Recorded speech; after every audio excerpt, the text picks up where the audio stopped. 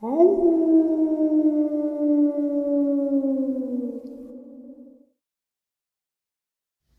greetings and salutations, folks. I hope everyone is doing well on this Saturday. And yes, I said Saturday. That means one thing: Saturday Nightmares live from upstate New York. That is our live stream. It occurs at 12 a.m. Eastern Standard Time. We have a lot of fun sharing experiences, theories, and a whole heck of a lot of other things. It is unlike any other live stream in the cryptid and paranormal research community on YouTube. I can guarantee you that much. Also, it is going to be a special live stream, one that has never been done. You'll have to tune in to find out what I'm talking about. Before we get into this upload, though, a couple quick links. As many of you may know, I rely on Patreon, PayPal, channel membership, and the merch to help the channel to continue to grow and go. Links to Patreon, PayPal, and channel membership is in the description below. Merch displayed directly under the video. Also, Dogman Frightening Encounters Volume 1 through 3, the audiobook versions. They were written and researched by Tom Lyons, narrated and produced by me, Jeff Nadolny. These audiobooks are available on Audible, Amazon, and iTunes, links to which are also in the description as well. And finally, last but definitely not least, if you'd really like to help support the channel to continue to grow and go, simply subscribe. It does not cost a cent. Click the like button, takes half a second. If you don't want to miss out on any of the informative uploads that I put out daily, click the bell icon, and folks, please leave a comment and share the video. Why? Well, because these things really do help the channel to continue to grow and go. They definitely do matter, and they are appreciated. And with that, I have taken far too much of your time. Let's jump in to today's upload, shall we? Hey folks, in today's upload, you are going to see some photos and hear some experiences from this gentleman. There's a photo next to a paw print. There is an orange glove. Now, there's going to be a photo that I will put right before that with a measurement of that orange glove so you can see how large that print is as well. Let's get into this. All right, guys. So when I did the Ohio encounters, I had made mention of an encounter that I had narrated with an interview that I had done. And I couldn't find the typed out paper that I had. And I didn't want to go off the top of my head because I knew I couldn't give this encounter any justice.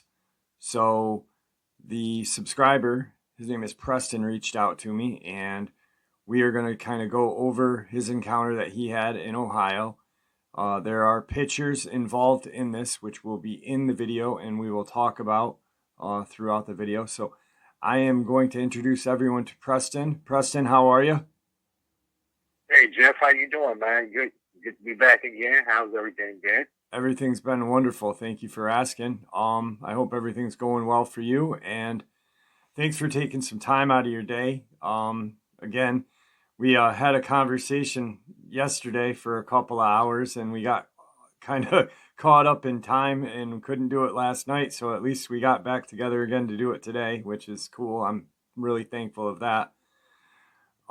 So pretty much I'm going to hand the floor over to you. We'll talk about your first encounter and then some other things that you kind of told everybody about the first interview that because when you think of Cleveland, Ohio, you don't think of woods and stuff like that, but there is woods in where you're around. So Okay. Well, it's funny as I'm listening to you, trying to wing it by remembrance. I'm like, boy, he jacked it up. But it's good that my encounter was so unique that even when I'm hearing like like terrible details, I can still tell it was my encounter. You know, I guess like to, you know, what I really don't want to do is just go back in and just re-narrate what you already have an upload of. You know what I mean? So, yep. but just to kind of clarify a few things, I'm from Cincinnati, Ohio. Cincinnati. I'm currently living in Columbus, Ohio. So like everything from my encounters basically are taking place.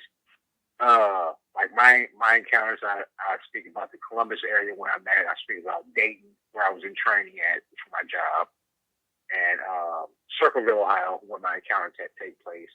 And I mentioned Cincinnati, but ironically, you know, since then, because this upload was like over a year ago. Yeah. But since then, one of my fraternity brothers reached out to me up in Youngstown, Ohio, which is, might as well say Cleveland, but near Youngstown.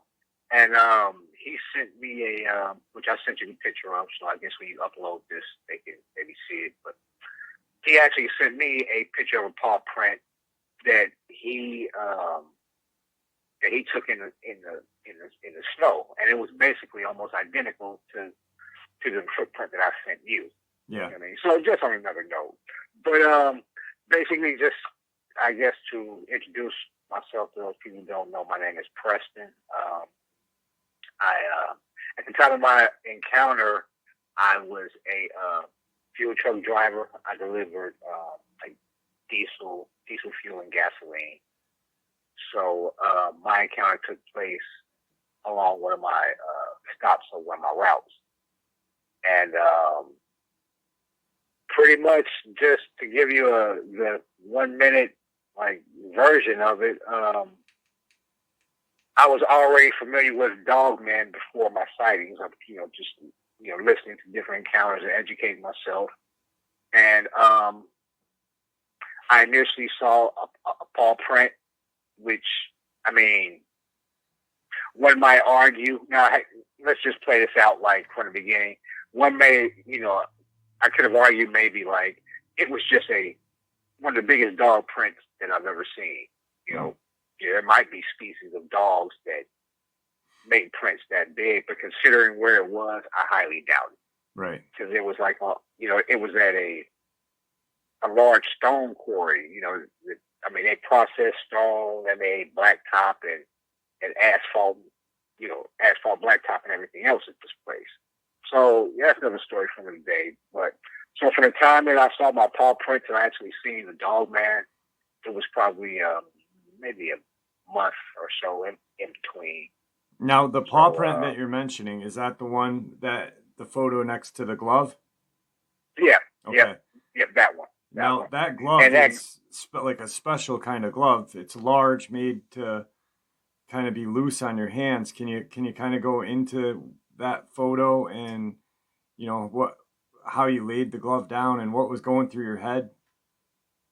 Yeah, well, basically the story behind that picture, actually, that where I had my sighting, that was actually the first day that I had. Like, I was actually still in training, so I'm with the guy who was training me, so I'm running my route. Mm-hmm. And when I saw the paw print, that coincidentally was like the very first night that we went to that stop.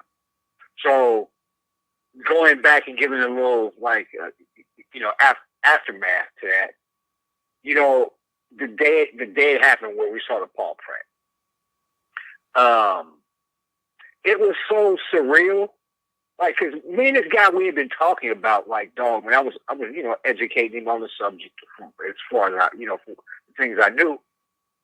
So to see that footprint, that paw print, it was almost, it wasn't one, it was a set of them, like a trail walking or running, whatever. But for me to see that, like, it was almost like surreal. Right. And the next day, I actually asked the guy, like, was that like, you just roasting the new guy, or you get playing a joke with the new guy or whatever? Because it just almost seemed like considering what we have been talking about, for me to just for that to just bam, here it is. It almost seemed like, okay, you're actually playing a joke on a new guy, right? Yeah. And he's like, hey, I pump oil, I pump fuel. I don't do stand up. He's like, I'm not that creative. Like it was what it was, and he's like I told you yesterday, don't go there at night. If you get a late start in the day, and you can't make that your first stop when it's when the sun is still out, don't go. And like I mentioned in my my original counter, like for him to tell me that he didn't have to tell me twice. He probably didn't have to tell me at all. But given the fact that the guy who's training me is telling me like, hey, if it's dark, don't go deliver this 1,000 to 1,500 gallons of fuel that this company needs. Like I mentioned, like this wasn't driving Uber, and not to disrespect Uber or nothing, but like, this is money. This is fuel. Yeah. This is like 1,000, 1,500 gallons per stop. And there was a couple of times they didn't get their fuel till either Tuesday. I had to go there twice a week, Tuesday and Thursday. So there'd be times like, they wouldn't. If missed a Tuesday, they wouldn't get it till Thursday, or if they missed or if it was dark, I didn't go on Thursday, they wouldn't get it till next Tuesday. It was just, it was just like that. But looking back at it, one of the funny, what I find unusual now is that the times where I didn't deliver fuel, there was never any blowback. Meaning, like there was never a phone call. Right. I never got a phone call from my company. Like where's my fuel? Why didn't this guy come and deliver? Exactly. There was never ever any like repercussions, and it wasn't until like it was summer, like summer, like June or so, that I actually start seeing people like working. Like usually industries like this is like an offshoot of mining, like dredging and quarrying. Mm-hmm. That's potentially a 24-hour day job. Yeah, that's year round, 24/7. Usually you'll have like 2 rotating 12-hour shifts, right? Mm-hmm. Yeah. So the fact that number one, they didn't have a night shift, so which means they didn't work, like two 12-hour shifts, and the fact that 9 times out of 10, by the time I got there, it would be, for the first 2 or 3 months that I would deliver fuel. This is even before and after I had my signing. There was nobody working, which, like construction, you don't waste daylight.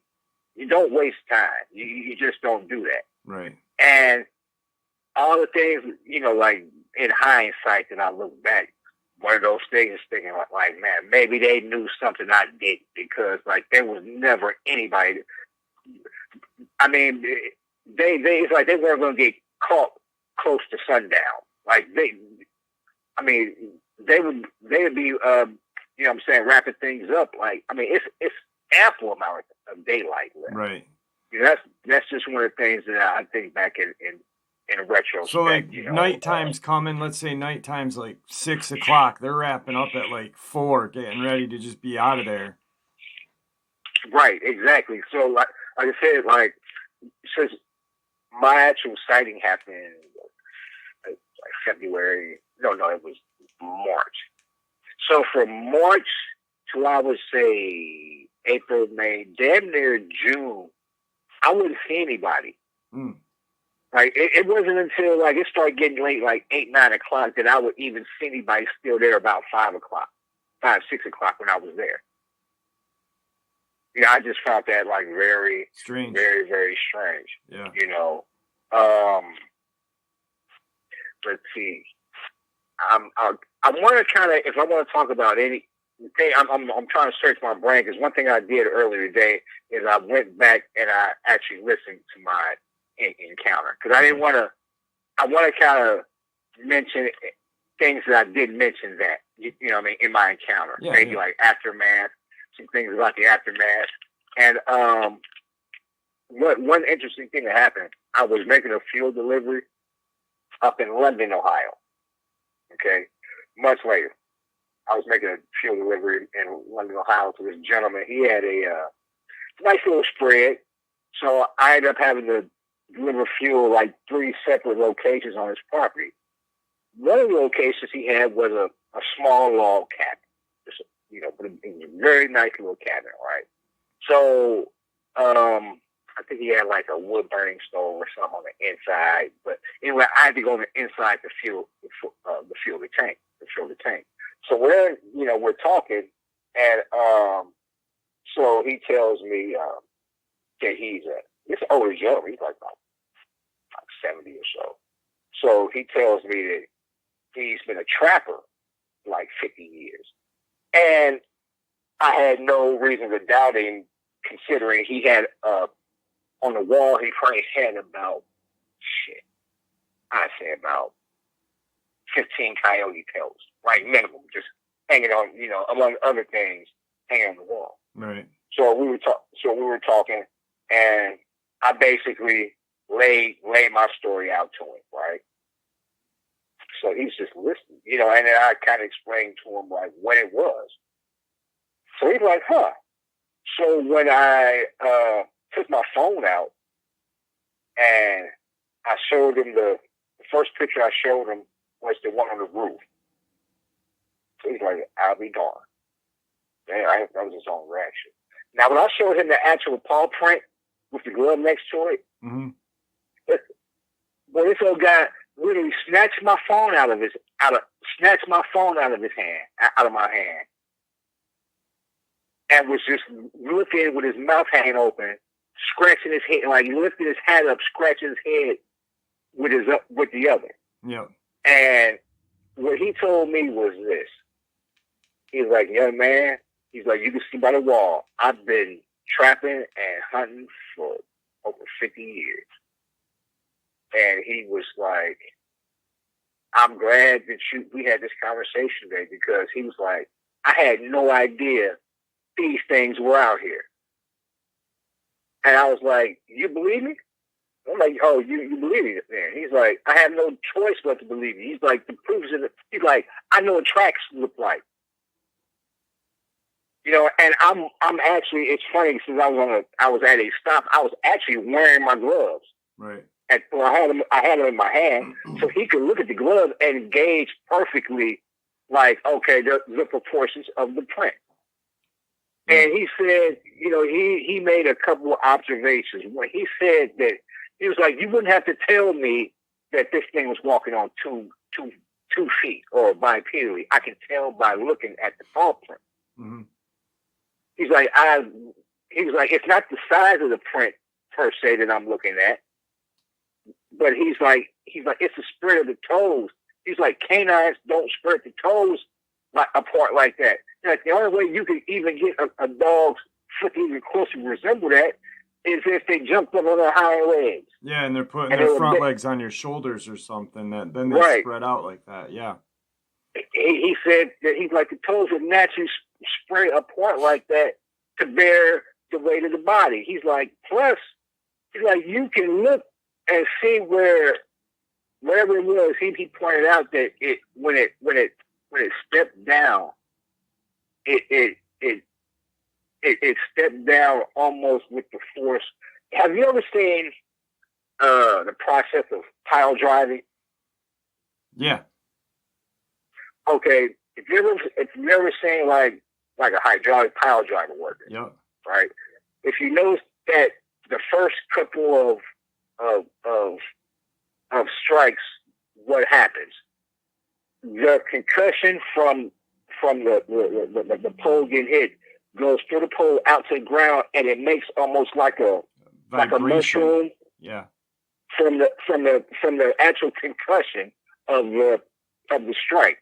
So he's like, you can see where this thing came down so hard, it displaced all the mud around it. Mm-hmm. I'm like, oh shit! I didn't notice that. He's like, yeah. He looks. You know, you would have to. He's like, I can tell that this is a canine he's like the biggest canine I've ever seen walking on 2 feet. So, you know, it's like, had I never seen what I saw, I would be deferring to a person anyway who had over 50 years of outdoor experience. Right. Yeah. I mean, so either way it goes, right? You know, that was just an interesting, you know, follow up. Yeah. One of the follow ups. I just now, really quick. Okay, can you kind of fill in the blank, because some people are listening, going, "What is that roof that you're talking about?" Okay.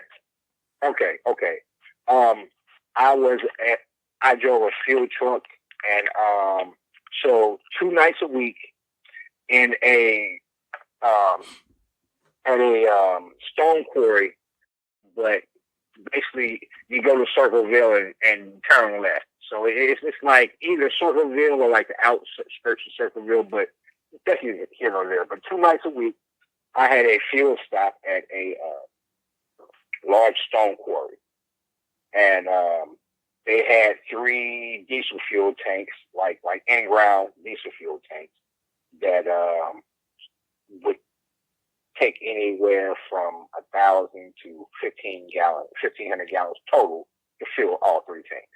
So twice a week, I'll have to go down to this place that was like in the middle of nowhere, freaking nowhere, and between a half hour, like if I was lucky, I'd be in and out of there like half hour. Normally, it was more like 45 minutes, close to an hour.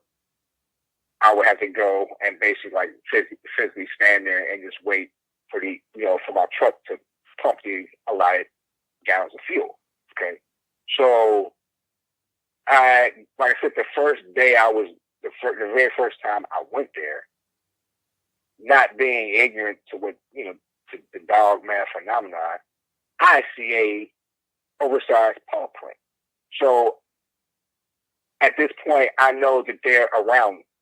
They're there somewhere. Mm-hmm. So with that knowledge, I'm there every day, like looking around, just looking around, because there was a wood line straight ahead from where I stood to fill these tanks. They were enclosed in concrete. So basically, I would be standing on top of what looks like a concrete slab, but it's like they're concrete enclosures for these fuel tanks. So I would be standing on top of there, like just looking out into the wood line. But there was a portion that would be like where my view was obstructed, so I never even looked in that area. That's where the Dogman was checking me out at, like in the very spot that I never looked. Right. So, but I would say I always had the feeling that I was being watched. So when I actually saw it, I wasn't surprised. Like, okay, there it is. And I took the corresponding pictures because it was literally sitting on a roof. And, and let me, as I've seen a lot of photographs of, Bigfoot and Dogman and prints and all this. And you know what? I like to pat myself on the back, like in terms of like the picture of the paw print. Yeah. That's one of the clearest pictures I've ever seen. Absolutely. With something to give it scale. Yeah. You know what I mean? And in terms of the actual Dogman photo, it's like the only thing, if it was obviously a little bit more, clarity, crystal clarity, like that would have been better. But I think that my Dogman photo is one of the most compelling, if nothing else, because of where it was. That, it obviously wasn't a hoax or Photoshop or a man in a suit. Like, okay, yeah, person could say that. But it's like, okay, if I was going to hoax, let's just say like if a person wants to try to go with the hoax theory, right, or whatever. Name one person that like who thinks like that, like, oh, okay, I'm going to stage this, right? And unlike every other person who's trying to stage something fake, I'm not going to do it in this wooded area, like right in front of me. Hey, go up on that roof of this grain storage building, like, and don't kill yourself on the way up. By the way, like, get up there, don't die, and then let's take this picture. Yeah. You know, but that alone, it's like I've never seen a picture of any cryptid on a structure, right? Yeah. Like a roof, like that stands out. Height advantage on you, you know. And going back to what you said, like, you're working during this time. You're at someone else's property when you're taking this picture. You're on the clock, so you're not, you're not hoaxing anybody. Also, this is years ago, so what you're seeing something, you're taking that picture, you're not thinking, hey, in 10 years, I'm going to talk about this on a YouTube channel. You're just like, holy crap, I knew these things were out there. Now I've got some, evidence. I've got this paw print. I've got this thing on the roof, Well, and if people go back and listen to the encounter, they'll like. I didn't even. It's a combination of a couple of things. One, how the mind works, how you try to process what you know. Now, it's funny. I was actively every week. Every time I'm there, I'm actively looking for the Dogman. I'm actively looking for it, right? That's what I'm doing. But because I saw it in a space that I didn't expect it to be, like, okay, back up for a minute. Like, this shit had me shook up before with the paw print, right? So I made sure every time I was at that stop, I was on the phone with someone, right? And that day, as a matter of fact, the person I was on the phone with is the person whose encounters I relate in the part 2 of my encounter story, right?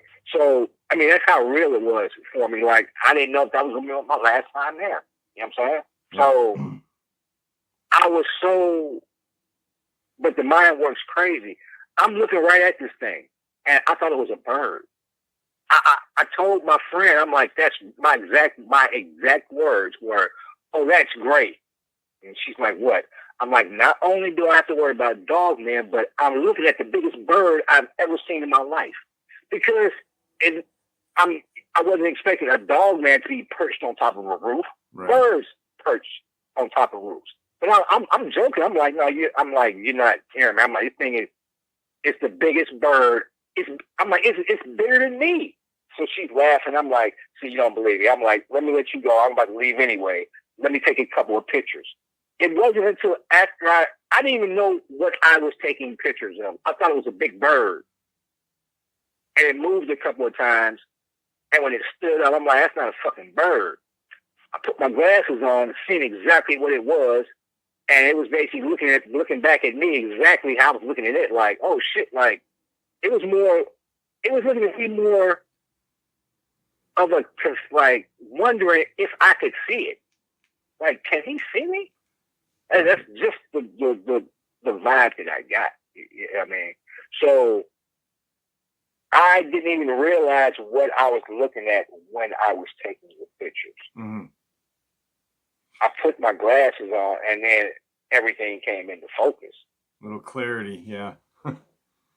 Now, I don't think I mentioned this on any of the 2 videos that we did prior, but this is your first Dogman encounter, but you had also mentioned that you had knew about Dogman prior.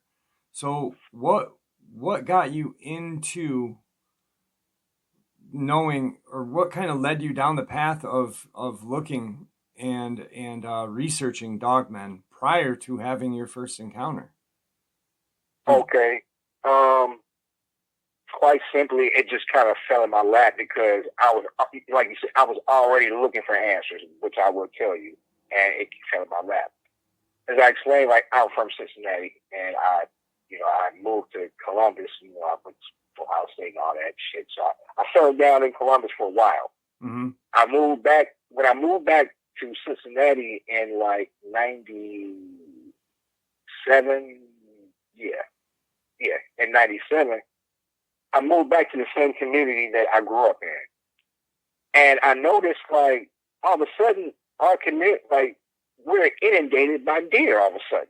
Like all of a sudden, we have this huge deer population. Mm-hmm. So, I'm explaining it. And at one point, when I got custody of my son, like, I had already explained it to myself. So I'm explaining to him, like, the reason why we have so many urban deer now is because shrinking habitat and, we're developing and then it just didn't really make, as I really thought about that. And I really started thinking about it realistically that, we're borderline arrogant as people. Like, we think that the cities are really bigger than what they are. Like, once we leave our major population centers in the United States, anywhere you go, baby, it's wide open. You're talking about wide open country or heavy you're either talking about like heavily forested areas to farmland. But what I'm getting at is, like, once you leave the city, there ain't shit till you get to the next city. Right. So a deer would just keep going out. So then I started it just made sense. Like, well, there might be something out there that the deer fear them more than they fear us. See, because I already noticed, like, during hunting season, you get an influx of deer come into your more urban areas, mm-hmm. getting away from hunters. Yeah. I already noticed that. That's what deer do. But when I just noticed, like, like, there is a tremendous amount of deer, just, So and there was other things, that I had already noticed, like, around where my mom lives at. I would notice, like, there was always the smell of, like, roadkill and wet dog, right? So you never, like, I just never put the two and two together, other than, so when I don't know how, it could have been, like, on Coast to Coast or maybe something like that, but, yeah, it was, matter of fact, it was on Coast to Coast, and, Dark Waters was on there. Mm-hmm. And, he gave us an interview and everything, and then, I ended up listening to the Siege of Locket Ranch, right? So basically, and I still didn't put it together, like, at first, like okay, so there were, I'm like, so first I got introduced, like, makes sense. Like, I know there's Sasquatch, so makes sense. Dogman, right? Right. I'm like putting all the pieces together. Art imitates life. Yeah, they don't just get these models, like, from underworld and shit, like, from nowhere. So I'm like, it made sense. But, like, kind of like with Sasquatch, all the early encounters and everything that I heard about Dogman, it was always like a down south, like, phenomenon. So I'm thinking, like, down south, Louisiana, Mississippi, you know what I mean? Yeah. Just like most people, like, when you first started hearing about the Bigfoot phenomenon, most people assumed it was like a Pacific Northwest. Yeah, Washington phenomenon. And stuff like that. Exactly. Yeah. So my good buddy, I will give a shout out to Jody Cook. Just talked to him a couple weeks ago, as a matter of fact. I don't know where it was, but I heard an interview with Jody Cook. So I'm sitting back listening to it, like, okay. I'm like, sounds like he knows what he's talking about. Mm. And then during the interview, he mentioned that he was born and raised and still lives in Cincinnati. So I'm like, huh. So went on Facebook, reached out, found him on Facebook. So, Jody's a good guy, man. He's solid. Jody's fucking solid, man. He's a solid dude. So reached out to him on Facebook, gave my number. He called me back. So we had a good conversation. So he gave me a crash course and educated me on Dogman. And he was like, yeah, most likely, because I told him the area my mom lived in. He's like, yeah, it fits checks all the boxes. He says something to this day. It kind of just, whenever I kind of gives me goosebumps knowing what I know now. But he says something to me, a statement, and I still hear him saying it. He goes, Preston, Ohio is infested with Dogman. And it just gives me goosebumps like every time I hear that statement because the way he said it, and it's very true. So let me see. That's how I got introduced to the phenomenon. Like, okay.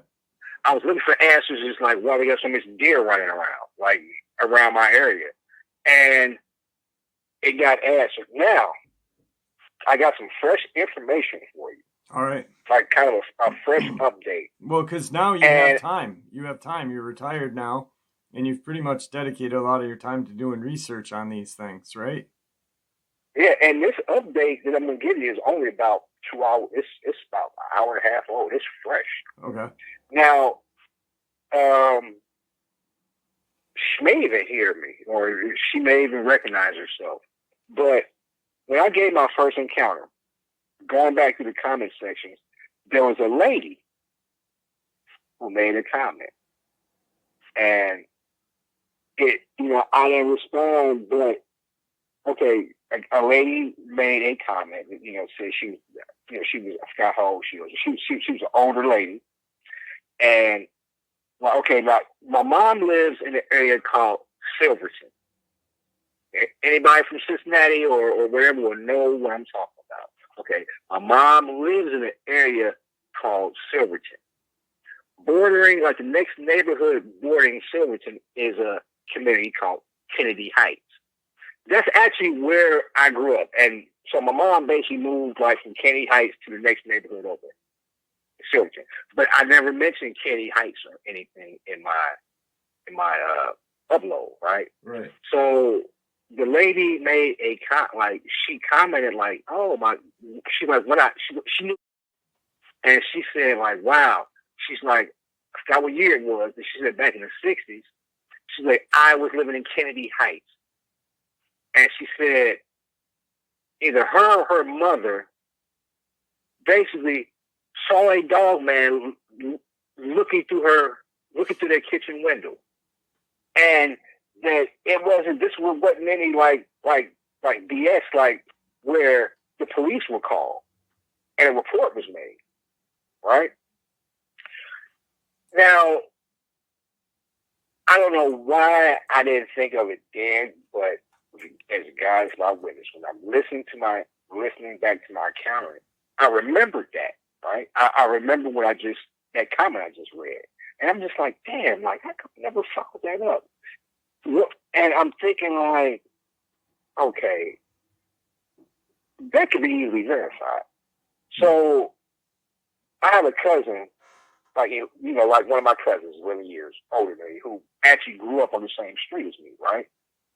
I just texted him. I was like, cause like this might sound crazy, but coming from me, you just humor me. I'm doing some research. Back in the 60s, like late 60s, did you ever hear anything about a werewolf being seen in our neighborhood, and there was and the police being involved, right? So, like less than 2 minutes later, I get a phone call back from my cousin, and he's like, "Damn, cuz," he's like, "You jogged my memory." He was like, he's like, the funny part about it was like, you were like a baby, man. He's like, if I'm not mistaken, it was the year before you were born or the year you were born. He's like, I'm like, you remember? He's like, yeah. He's like, I'm about to break everything down. I'm about to tell you shit that you probably don't know. I'm like, go ahead. He's like, okay. Like, how it was when we were growing up. Like, we were always in the fucking woods. Like, everywhere in the neighborhood, we were just either riding bikes, building tree forts. We just were in the freaking woods. Right. So I'm like, yeah. He's like, well, there was always like kids always come to school saying that they seen a werewolf. Like, but we was kids. But he's like, I'm gonna tell you something. He was like, I think about that from time to time. He's like, and he's like, it was always the same kids. And they never, he's like, they always, because he's like, it's not like they got any props from it. Like, they were always like, you know, we teased them, but they stuck to it. And he was like, it wasn't until that shit came on the news, and they say werewolf, they said a large black wolf was seen looking in a lady's window, right? He's like, after we heard that, like, the kids were coming to school, like, man, we told you, like, we wasn't lying. Right. So then he's like, then after that, he's like, everybody starts seeing it. I was like, really? He was like, yeah, but he was like, do you remember your grandmother's dog, Duke? And now I have a very good memory. Like, I'll remember shit. Like, and when he said that, I'm like, damn, I remember that. He's like, you remember whatever happened to Duke? I was like, no, what? Listen to this shit, Jeff. My grandmother, who at the time lived literally like the house next door to me, right? Mm-hmm. She had a black Great Dane named Duke, right? Okay. And my cousin was like, yo, Pete, your grandmother ended up having to have that dog put down because they started getting reports from neighbors that her dog was looking at people's window at night. But if you know your grandmother, I feel it's a sense for her. I'm like, my grandmother didn't keep her dogs out. She was an old lady. You know what I'm saying? Yeah. Like, the dogs were her. She had 3 dogs. She had a big ass German Shepherd, a collie, and that goddamn Great Dane. You know what I'm saying? And they were her children. They weren't outside, like, unless she was outside.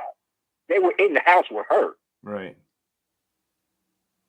And I don't know, like, what type of pressure or whatever, but she ended up having to put Duke down because my cousin said that a dog ended up getting killed and they blamed it on Duke. Mm. And that's one of the reasons I think, like, my grandmother, that messed her up. She was so pissed off. She ended up moving to Kentucky, like, when I was a child. And I'm thinking that was one of the reasons. But it's like, you know, I swear to God, Jeff, like, anything that I ever tell you is the God's honest truth. I can't make this shit up. Right. You know, and it's like, this kind of brings up, like, you know, ask questions. Like, ask questions to your older, like, relatives. You know, like, things that you think you may have seen as a child. You never know. You may have seen that shit for real. Yeah. Yep. Yeah, that's true. You start asking questions. Like, I just recently, you know, started kind of asking questions. Me and my dad were doing something this summer, and we started talking about something completely off topic of cryptids. And we got on the subject of this old guy that, you know, lived by himself. He was a hermit, but he wasn't a hermit. You know what I mean? He had money. He was wealthy, but he lived by himself out in the, you know, he had a nice house that he built, but lived by himself. And he did a lot of work outside. And my dad said this guy always, you know, would come in to there used to be a small little store, and he'd say, you know, I feel like something's watching me out in the woods and this and that. And, you know, and people just kind of brushed it off because that he was just an old guy that lived by himself. So they probably thought he was crazy, but chances are there was something really watching the poor guy out in the woods. You know, it's, you know, there's a recurring theme that I hear, you know, from encounters. And, you know, this is something that I want to say to, like, all parents, like small children. Mm-hmm. Meaning, and the ones you need to listen to the most are the ones who can articulate themselves the least, if you know what I'm saying. Yep. Like the younger, because it's like, just like any other, just like most canines, if you notice, like domestic, you know, there's something about babies and the youth that, you know, animals a lot of times react differently. You know what I'm saying? Mm-hmm. And they children sometimes activate their nurturing instinct, not their predatory instinct. And you know, with canines is little children. Dogs love children. You know what I'm saying? Yeah. They look at them as little pack members. You know what I'm saying? Yeah. And there's no more excitement than you see a big dog going losing his shit over a fucking child. You know what I mean? So, I've heard so many accounts now of children, like, basically telling their parents, like, what they're seeing, but they have to speak in language they can relate with. You know, but they'll be telling, like, you know, hey, doggy's in the window. Doggy come sees me at night. Wolfie's in the window.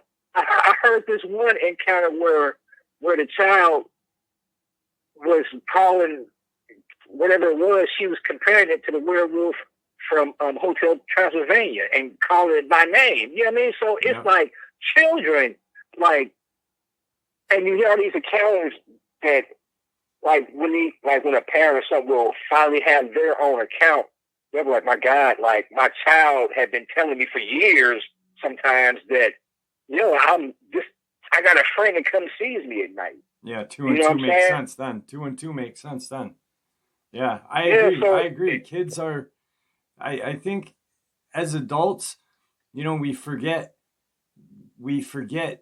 that we were kids at one time, and we are, as children, whether it be Dogman, Bigfoot, any kind of paranormal is drawn to children because they're still pure, you know? And all, like when you said the ones that don't articulate, they don't know how to lie yet. They haven't learned to lie. So, you know, I think we forgot that we got blown off as kids when we saw something or something was strange to us, and we just continued that pattern. And you're absolutely right. Little kids should be kind of taken at their word because they don't know how to lie, you know, until they're at a certain age. But you're absolutely correct. Thank you for bringing that valid point up. I appreciate that. And I'm gonna add to that by saying one thing. Like, the term is used with children is, oh, that child has an active imagination. People have to understand, like, at that age, right? Even if a child has a active, quote unquote, imagination, their imagination is based off of something that they see and they expound from it. Mm-hmm. You see what I'm saying? Yep. Like, but they don't just make up shit. Like, and, you know, Lord of the Rings shit. Like, their imagination is basically, they're acting out what they know, what they see and what they learn. Mm-hmm. Yeah. You know, they're not old enough to make up shit yet. Like, they're just replaying what they've seen or what they've learned. Yeah. Yeah, I agree 100% with you on that. I do. Yeah.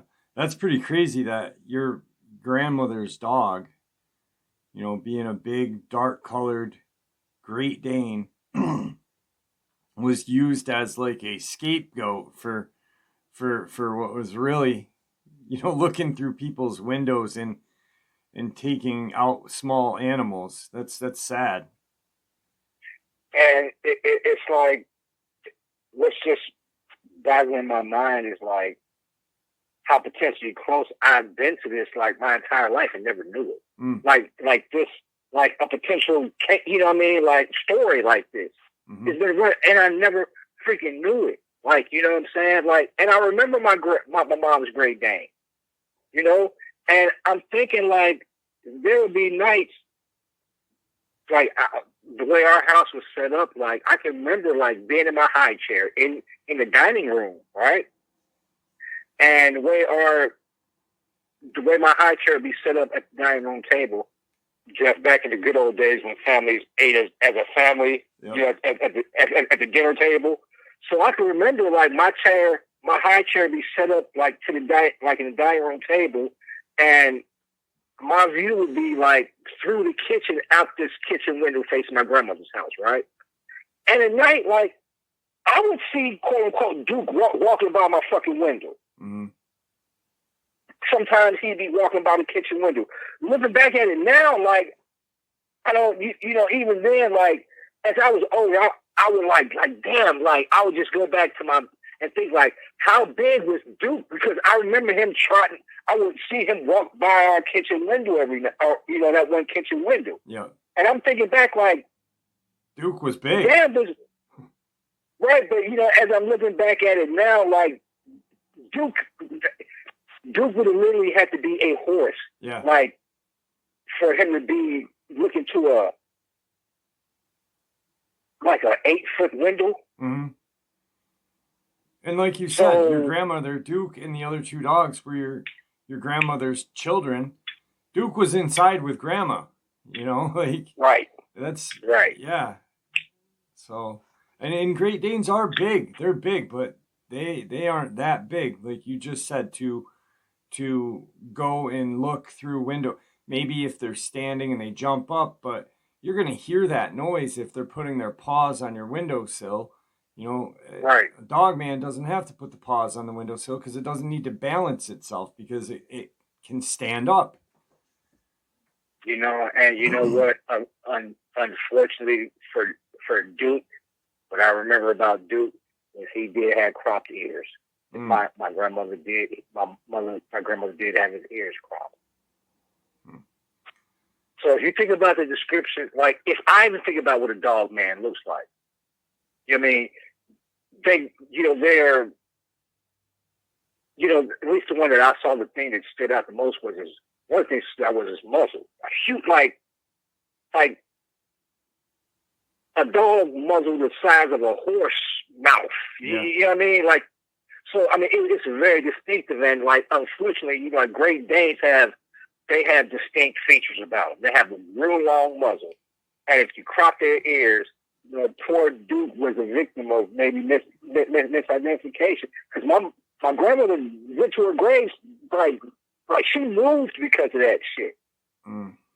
She sold her house and moved to Kentucky after she had to put Duke down. I remember that.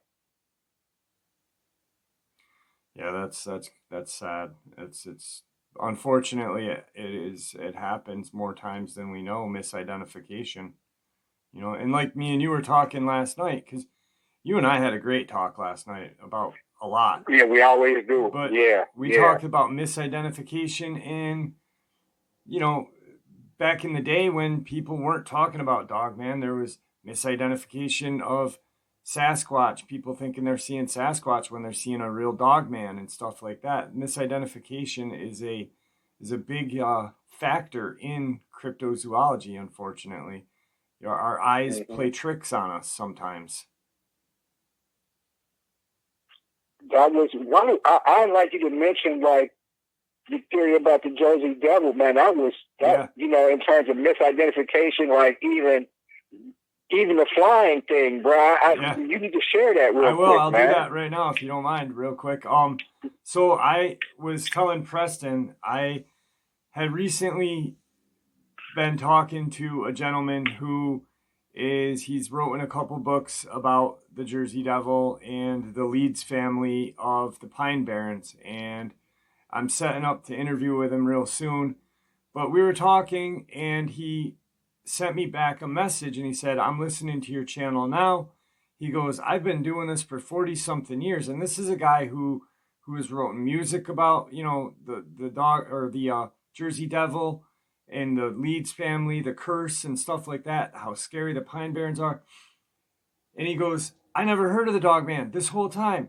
And then he sends me another message back, and he goes, Jeff, he goes, I think that people may be seeing what they think is the Jersey Devil, but are seeing a Dogman. He goes, because people say the Jersey Devil has this horse-looking like face. It's 9 feet tall, and he goes, it can fly though. That's the contributing, or the factor that kind of eliminates that. But then I said, well, Dogmen jump and they run through trees. So if you see a creature that can jump 20 feet straight in the air into a tree and then just start running through the top of the trees like without an issue, that would almost give it the appearance to fly. And this guy was blown away.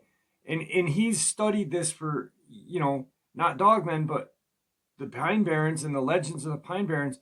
And it was really cool to, just put an idea into his head, and to him be open-minded enough to where he was willing to look at it, because he's been studying it for so long.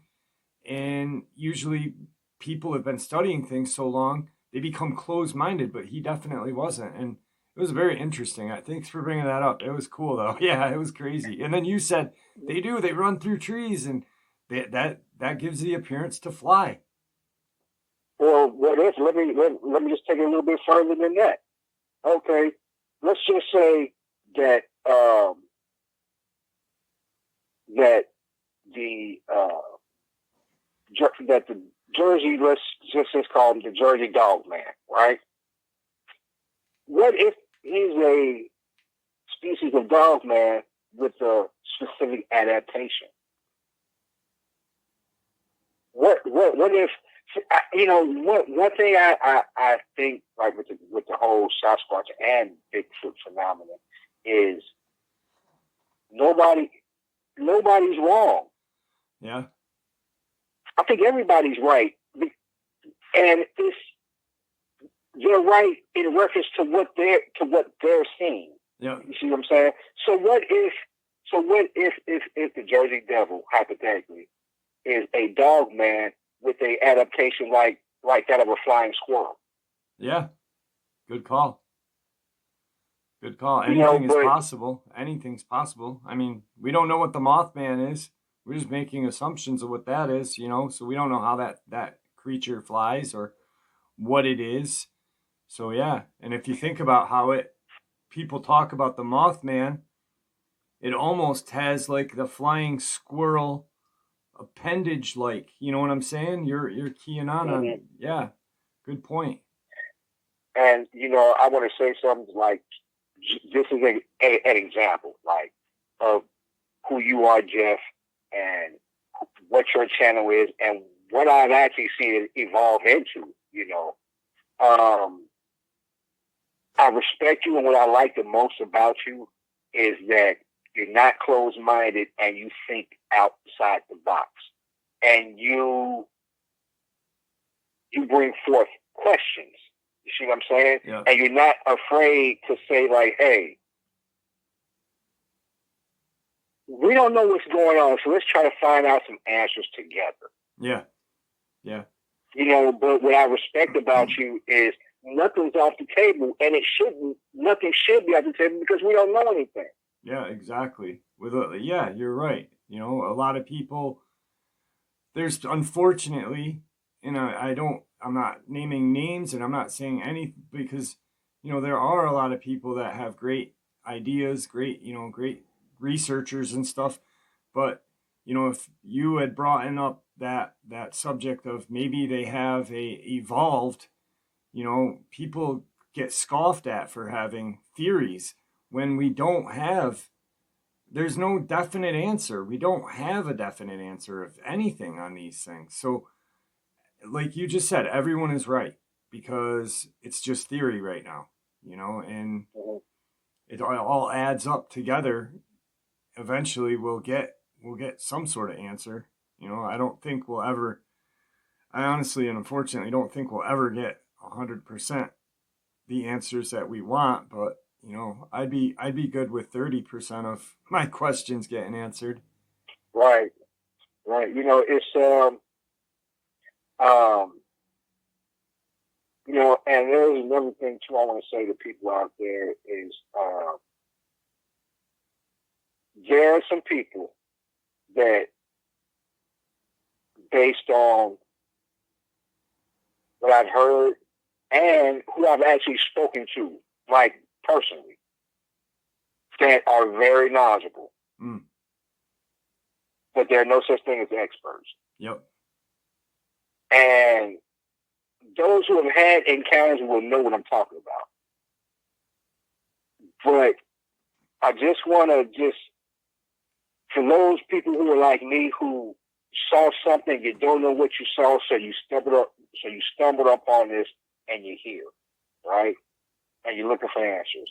I just want to caution everybody to if nothing, like, at the end of the day, no matter what you hear from a so-called expert or whatever about behavior or whatever, trust your gut at the end of the day. You know, because, and that's why, like, I there's a certain, you know, there's a couple of knowledgeable people that, yeah, I put a stamp on what they say. Like, yeah, you can listen to this person. Because, you know, and this is for anybody who might be, you know, touting himself as an expert or whatever. Be careful what you say. And be careful what you're out here telling people. Yep. You know what I'm saying? Because your information could be potentially dangerous, life-saving or life-threatening or ending information that you give to people. Yeah. Yeah. Because this shit is real. It really is. Yep. Yeah. I was just making that exact comment. I was talking to, because my mom and I were talking about paranormal, and, you know, she kind of said something about, I think we were talking about Ghost Hunters, the TV show, and how, you know, they consider the person who runs that show a quote unquote expert. And I'm like, well, you know, I go, how is that person an expert? I'm like, he knows what we know. He's seen what we've seen. He might see more, but he doesn't know all the answers. He just has a little more experience than we do, you know, at some of these things, or just a little bit more information. That doesn't qualify that person as an expert. You know, I don't think there is, when you say expert, I don't think that word really can fit anywhere. Right, exactly. Now, we're all, like I say, like, you can't be an expert on something that, by and large, the world doesn't accept as existing. You can't be an expert on nothing. Yeah. You know what I mean? Like, they're not classified as being real. Yep. You know what I'm saying? Or so you can't be an expert in something that don't fucking exist. You just can't.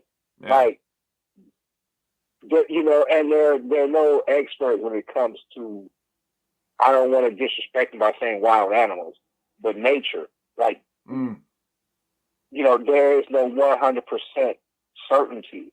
Like, I don't care if you've been studying a pack of wolves for 30 years, right? Mm-hmm.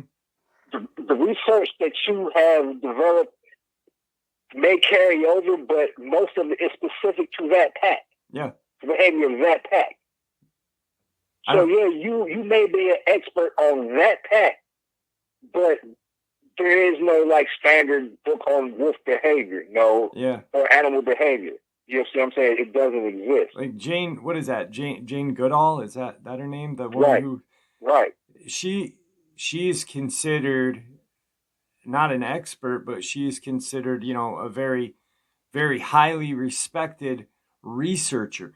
I don't think I've ever heard anyone call her an expert. I just heard highly respected researcher. And I think she put that term on herself because, like you said, she sat with, you know, these silverback gorillas for, you know, X amount of years and this and that. But she only knew what she knew about that group. You know, she didn't sit with every single group of gorilla out there. You know, she's just a highly respected expert with theories on nature. And there is no expert in nature because nature is continuously changing. You know, it's there's just really good, smart people out there who are willing to take in theories of different people's. You know, like with your theory on the flying squirrel thing, I literally jotted that down on a piece of paper, because I never thought about it like that, and that's, you know, I'm taking that one and adding it to the collection of theories because that's a good goddamn theory. Yeah, I mean, hey, it is good as it, until proven wrongs, let's go with, you know what I'm saying, just throw it in the hat with everything else. Yeah. And let's try to, by process of elimination. Yeah. You see what I'm saying? And what's left, no matter how improbable, is the truth. Yep. And we were talking about a person last night who's very intelligent. Randall Carlson. He doesn't consider himself an expert. He's just a researcher, a very intelligent person, but not an expert. And he'll be. I've heard interviews with him saying, I'm not an expert, and taking other people's theories and adding it to his and researching and this and that. Yeah, it's definitely a word that shouldn't belong. When you commit yourself to learning, when you recite what you know or what you've learned, mm-hmm. you probably will sound like an expert. You know what I mean? But it's ever evolving. Like I have a rule. I literally have a rule. Most of my adult life, I live by a rule that I want to learn something new every day. Yep. So if you're constantly learning, man, look at your mental library that you get to accumulate. Yeah. Yeah. You're almost like a student of education.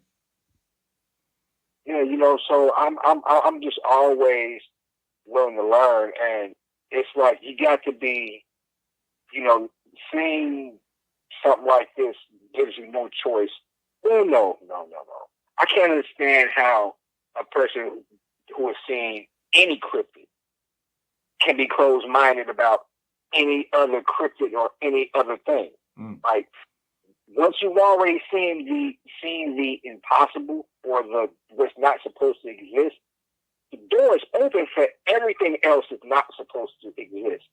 And I think it's disrespectful for a person who is a true believer because they've seen, like, say, Sasquatch, to discount the existence of Dogman. Yeah. Or vice versa. And unfortunately, that happens, and that's scary.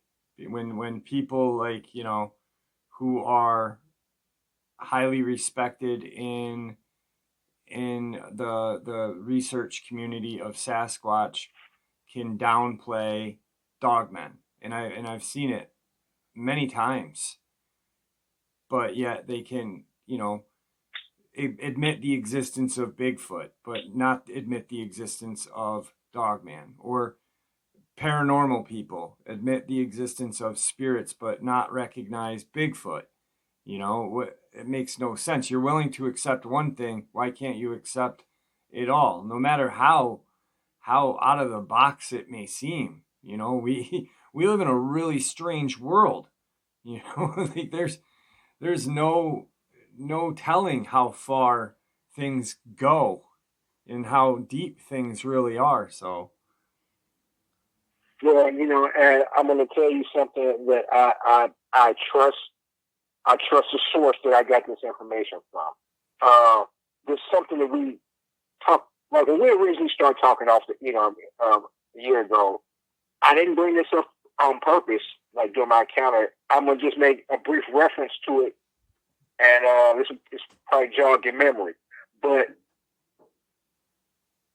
I trust the source and the story behind it.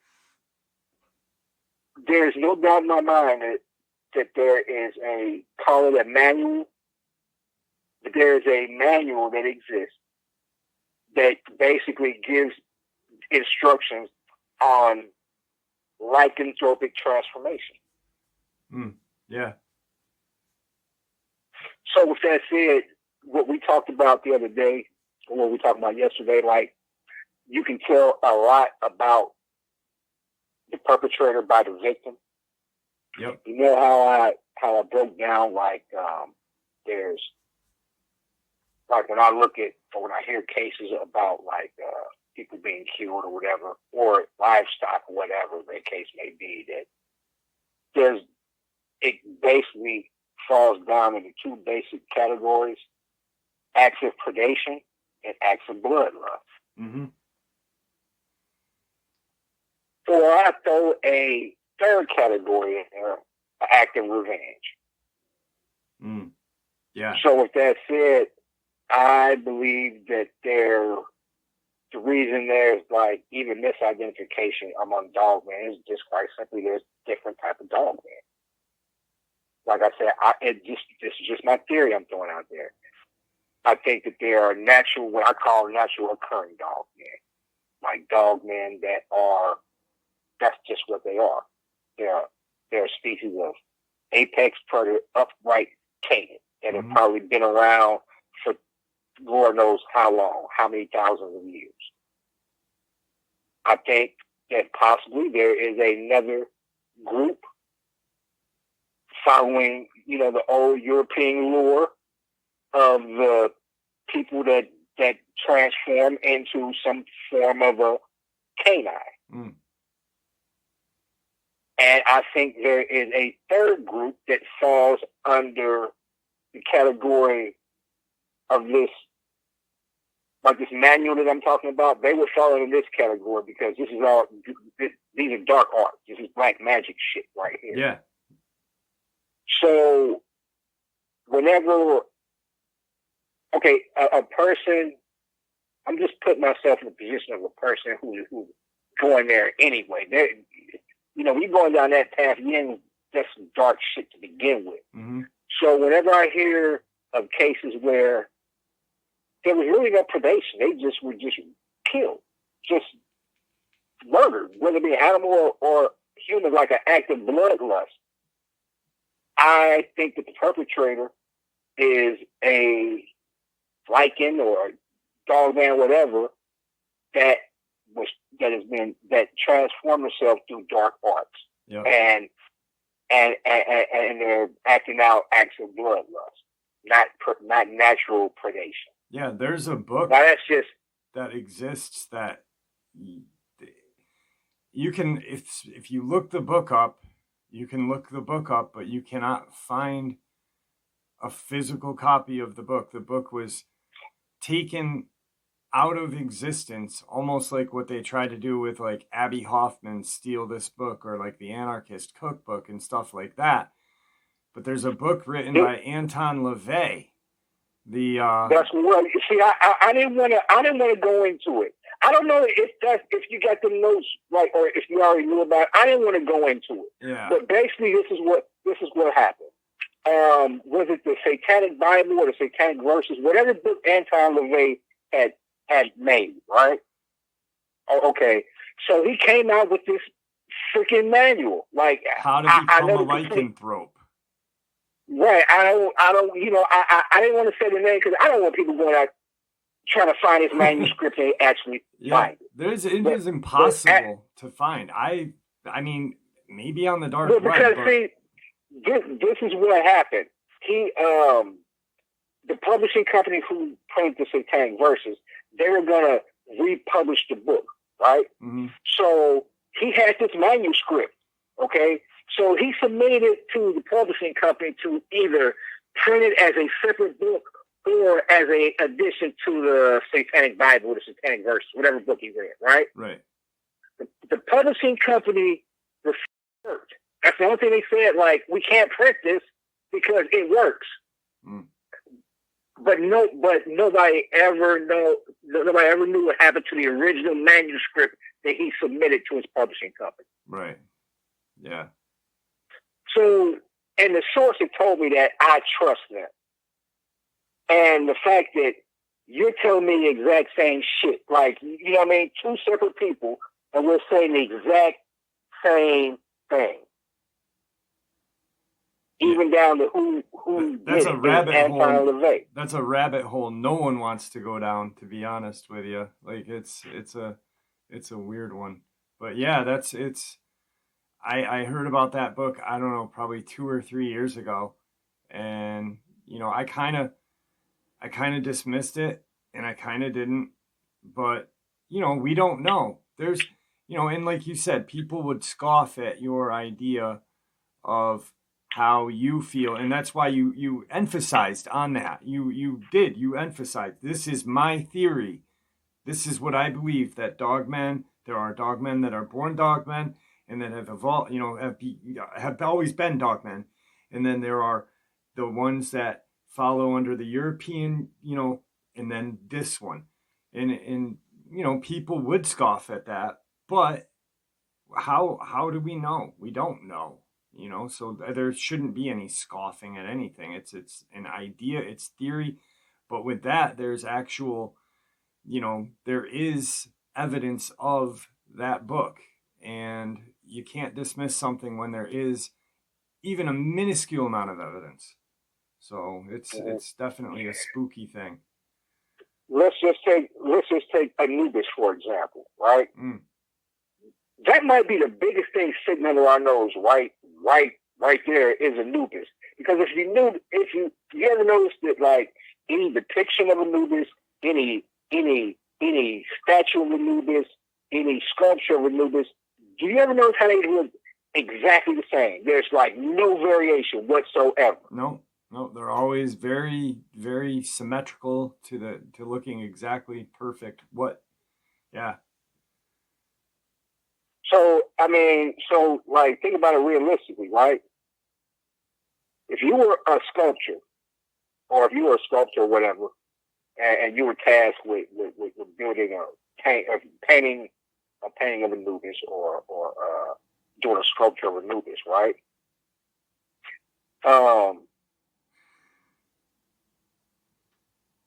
It might explain why everything was so on point. Yeah. Anubis may not have been the best model subject, if you know what I'm saying. Like, your life depended on getting this shit, like, perfect. Yeah. You know what I'm saying?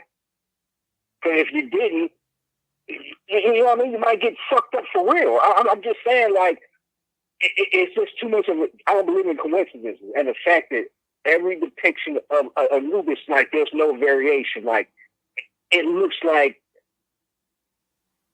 it wasn't coming from a person's mind, but from literally something they're physically looking at right in front of them. Yeah.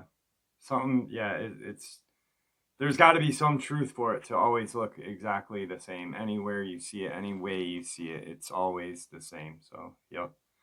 Listen, we're coming up on about 80 minutes of this. I don't want to not be able to put it up, but is there anything that you'd like to say to, and don't hang up when we end the interview, because I want to talk to you for a little bit after. Is there anything that you'd like to say to the audience before we end?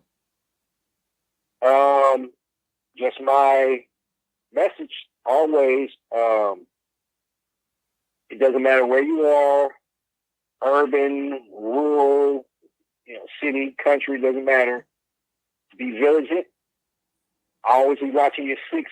Pay attention to your surroundings. I mean, you need to do that anyway, but always pay attention to your surroundings. If it don't feel right, it's not right. If you're in the woods, check the trees. Always be looking at the trees. Watch for shadows that don't belong. You know what I mean? Just pay attention, basically. That's all. Just pay attention. Exactly. Last thing, because Preston is, I want to key on this. Preston is older than myself, and, he's not stopping researching. So, just always keep researching. And it doesn't mean just listening to things. It means picking up a book, reading a book, taking different ideas. So just never stop researching. That's how I want to end this. And use you as an example, because you haven't stopped. You took your retirement and you turned it into a research, and keep up the good work, my friend. Really, please. Oh, Jeff, and as always, man, thank you, man. Your hospitality, your show, man, is so much appreciated. And like I said, man, you help people, man. Like, if nothing else, people being allowed to just vent and tell their stories, man, it helps the people. And it helps a person because you never know, man. Like hypothetically, I'm gonna end this, but you never know when a person may be hearing something like, "Oh man, that was right down the road from me." Right. And it may either jog a memory or just let them know like they gotta watch their six a little bit more. You know what I'm saying? So that's all I got, Jeff. All right, brother. It was great talking to you. I'll talk to you very soon. Okay, Jeff. Thank you. And there you have it, folks. I hope you all enjoyed today's upload as much as I enjoyed sharing it with you. I hope to see you all at tonight's live stream, Saturday Nightmares, live from upstate New York at 12 a.m. Eastern Standard Time. And folks, I want to thank you all for supporting this channel. It is your support that helps this channel to continue to grow and go, and what gives us all a place and a chance to share our experiences and theories judgment-free. Everyone is simply treated with the respect that we deserve. Please, everyone, stay safe, happy, healthy, and ever vigilant, keeping an eye on our children, our most precious gift we are gifted, our pets, the greatest alarm system we could ever have, and our friends and families, those who mean the most to us. Share this information with those so it may help save their lives someday. Until next time, never stop asking questions, never stop searching for the truth, and God bless you all.